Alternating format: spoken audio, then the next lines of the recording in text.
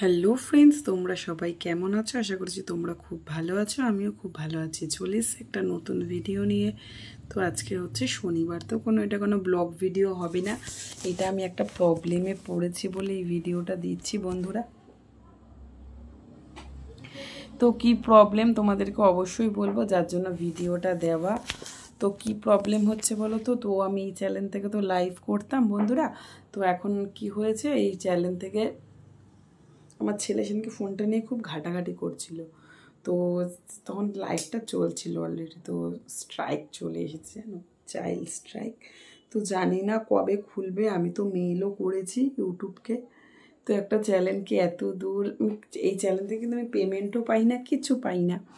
তো যাই হোক, 6,500 সাবস্ক্রাইবার। তো চ্যানেলটা যদি এখন বন্ধ হয়ে যায়, মানে সব অপশান চালু আছে, ভিডিও শর্ট, শুধু লাইভ অপশানটাই বন্ধ করে দিয়েছে।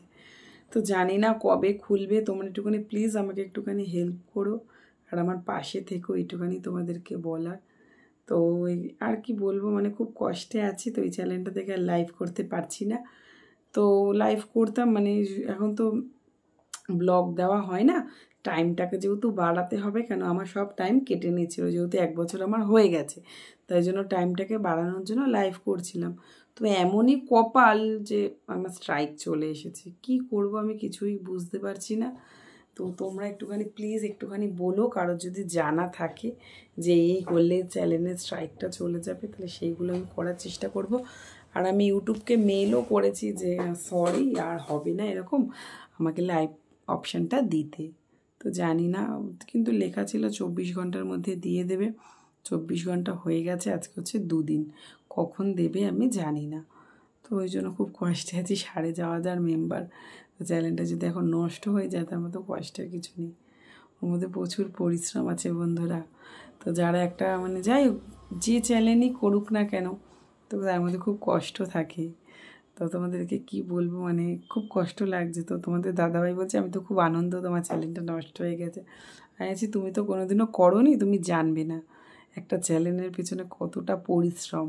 তাই সবথেকে বড় কথা, অত সাবস্ক্রাইবার, অত সব আমার নষ্ট হয়ে যাবে আবার যদি একটা নতুন চ্যানেল বানাই। তো জানি না যদি লাইভ অপশানটা দেয় কোনো দিনও। তো চেষ্টা করছি লাইভ অপশানটা নেওয়ার জন্য।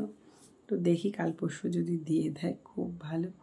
তো আর ভালো লাগে না, একটা চ্যানেলকে দাঁড় করিয়ে সে যদি বন্ধ করে দেয়, তার মতো কষ্টের আর কিছুই নেই বন্ধুরা। তো তোমাদের সাথে আনন্দের মুহূর্তগুলো শেয়ার করব, কষ্টগুলো শেয়ার করব না সেটা তো নয়।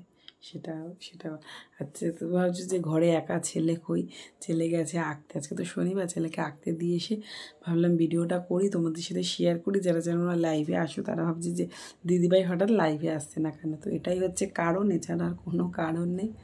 তো দেখি তোমাদের কাছে যদি জানা থাকে যে এই অপশানটা করলে চলে আসবে, প্লিজ আমাকে একটুখানি জানিও, তাহলে আমি খুব উপকৃত হব। তো খুব কষ্ট হচ্ছে, মানে কি বলবো, মানে কিছুই আমি করলাম না, তাও আমার এরকম হয়ে গেল। ছেলেকে বারবার বললাম যে তুই ফোনটা নিস না, ফোনটা দে।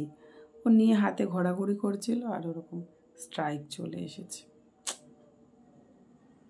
কি করব জানি না, মানে মাথা কোনো কাজ করছে না। আরেকটা চ্যানেল আছে, সেটাতে মানে সেটা ছোট্ট চ্যানেল, বেশি সাবস্ক্রাইবারও নয়, কিছু না। এটা এত সাবস্ক্রাইবার, এত কষ্ট করে দাঁড় করিয়েছিলাম বন্ধুরা, সব নষ্ট যদি লাইভ অপশানটা না দেয়। লাইভ অপশানটা না দিলে তোমরা এখন বলতে পারো তাহলে ডেইলি ব্লগ ছাড়ো। তো ডেইলি ব্লগ ছাড়লে না বন্ধুরা ভিউজ হয় না, একদম খেটে খুঁটে এডিটিং করে, ভয়েস দিয়ে, থাম্বনেল দিয়ে সব কিছু করে ছাড়া হয়, কিন্তু ভিউজ হয় না।